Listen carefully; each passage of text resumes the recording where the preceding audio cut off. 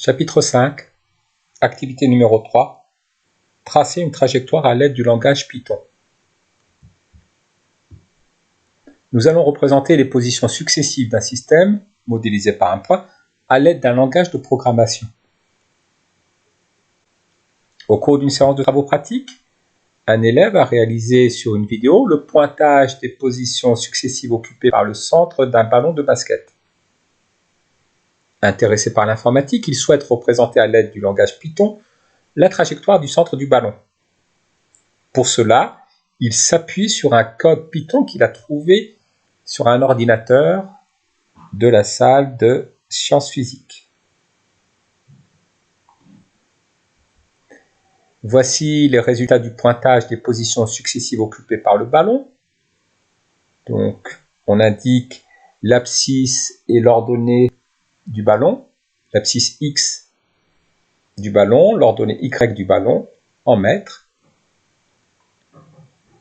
Le code trouvé en salle de sciences physiques est un code qui permet de tracer la variation de la température sur une journée.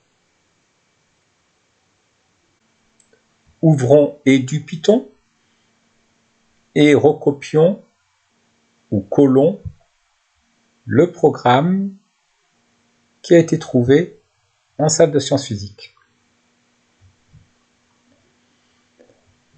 Et analysons les lignes du code. Les deux premières lignes qui commencent par import permettent d'importer des bibliothèques qui permettent d'utiliser certaines fonctions qui ne sont pas sur Python à l'origine, ici notamment des fonctions graphiques.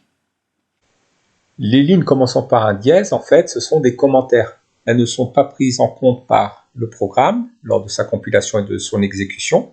Elles permettent à l'utilisateur de faciliter la lecture du code. Donc, ici, nous comprenons que l'utilisateur a rentré des données expérimentales.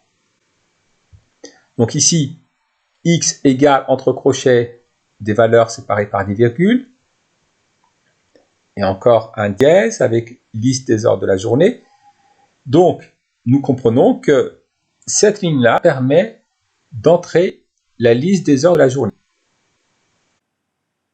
On crée une variable x à laquelle on assigne une liste. La liste s'écrit entre crochets. Donc, on assigne une liste de nombres à cette variable x. Ces nombres sont séparés par une virgule.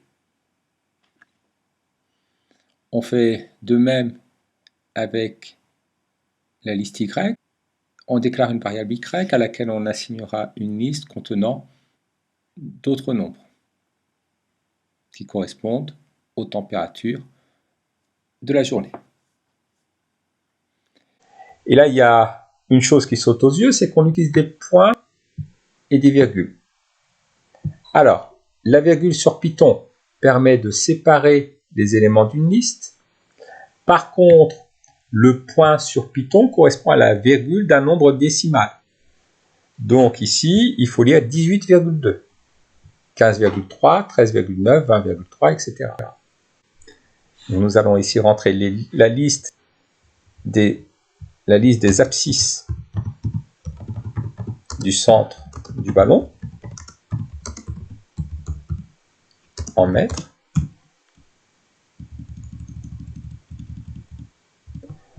Et ici, la liste des ordonnées du centre du ballon en mètres. Donc, prenons garde à bien mettre des points à la place des virgules pour les différentes abscisses. Il faut comprendre que la liste des abscisses comprend la valeur 0, puis la valeur 0,74, la valeur 1,47, jusqu'à la valeur 5,15. Je fais de même pour l'ordonnée. Nous avons rentré les différentes ordonnées du centre du ballon au cours de sa trajectoire. Continuons la lecture du programme. Ici, nous avons encore un commentaire. Donc, ce qui suit va permettre d'afficher la courbe. Alors, plt.plot, entre parenthèses xy, go- entre guillemets. Disons le commentaire qui suit, puisqu'il y a un dièse. G signifie green, donc ça signifie la couleur. O, c'est la forme des points. Le tiret, ça signifie que les points sont reliés par une ligne continue. Donc il faut comprendre qu'ici, on va tracer les différents points de la courbe, que ces points auront une forme de cercle, qui seront verts. Les points seront reliés par un trait pour pouvoir tracer la trajectoire. Ici, nous avons X, qui est la liste des éléments qui vont correspondre à l'abscisse de la courbe que l'on va tracer. Et Y, la liste des éléments qui vont correspondre aux ordonnées de la courbe que l'on va tracer. Si nous avions appelé la liste des abscisses liste X, il aurait fallu mettre à la place de X, ici, liste X. De même, si on avait appelé la liste des ordonnées liste Y, il aurait fallu mettre à la place de Y, liste Y. Je vais laisser X pour le nom de la liste.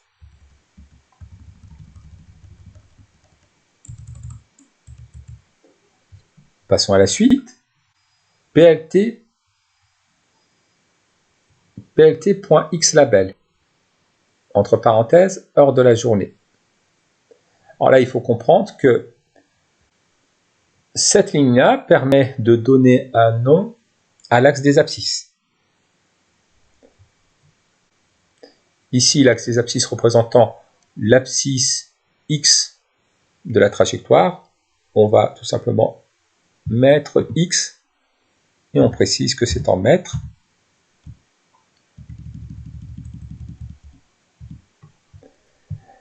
La ligne suivante, plt.ylabel, entre parenthèses, entre guillemets, température en degrés Celsius, signifie que le titre de l'axe des ordonnées est température en degrés Celsius. Notre axe des ordonnées correspond à l'ordonnée de la position du centre du ballon, donc nous allons mettre Y en mètres. plt.title, évolution de la température sur une journée.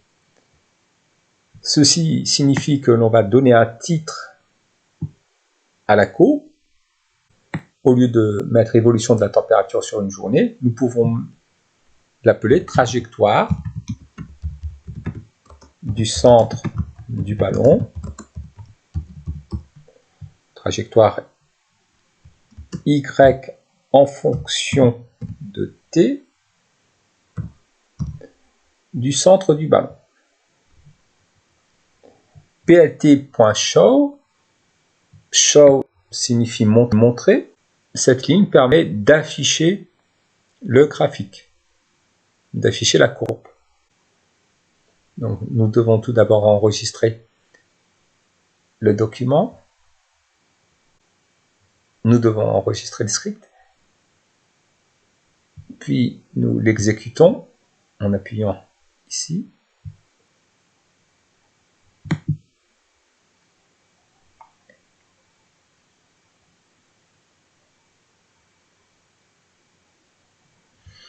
Alors, voici la courbe qui a été tracée. Nous avons bien le titre de la courbe, trajectoire Y en fonction.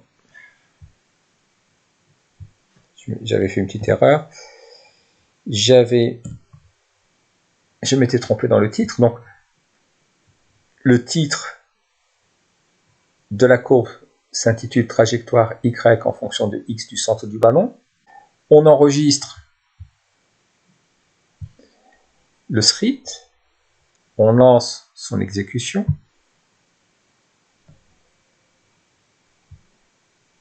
Et la courbe s'affiche.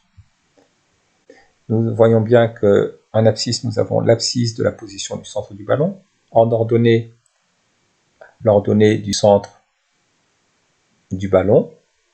Le titre, c'est la trajectoire y en fonction de x du centre du ballon. La courbe est en vert. Elle est constituée de points. Et chaque point est relié par un trait continu. On peut rajouter des commentaires qui permettent de mieux comprendre le programme. Donc cette ligne-là permet de nommer l'axe des abscisses. La ligne suivante permet de nommer l'axe des ordonnées. La ligne suivante permet de donner un titre au graphique. Et la dernière ligne permet d'afficher le graphique.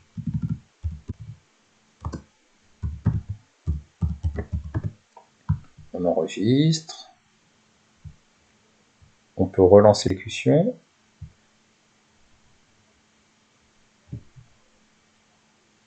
On obtient exactement la même courbe que tout à l'heure. Et nous voyons que les commentaires n'ont pas eu d'incidence sur le tracé de la courbe, ni sur l'exécution du programme.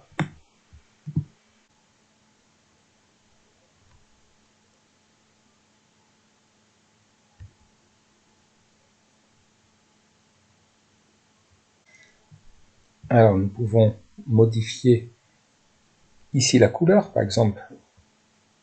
Au lieu que ce soit vert, on va essayer de le mettre en rouge. Rouge en anglais signifie red.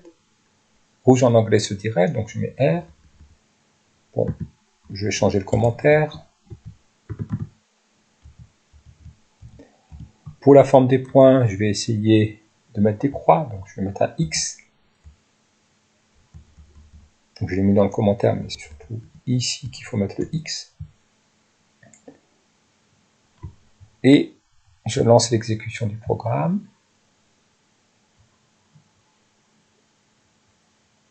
Donc effectivement, les points ont été représentés par des croix. La courbe est en rouge. Je vais essayer B pour blue.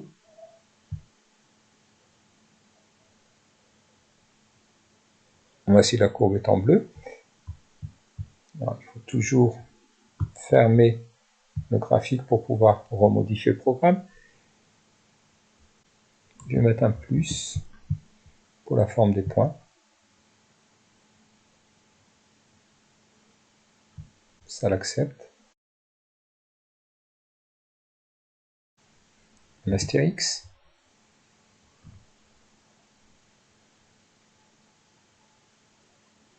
L'astérix est accepté.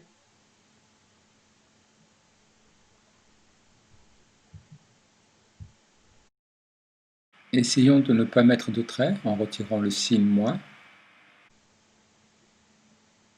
En ne mettant pas de trait, les points ne sont pas reliés.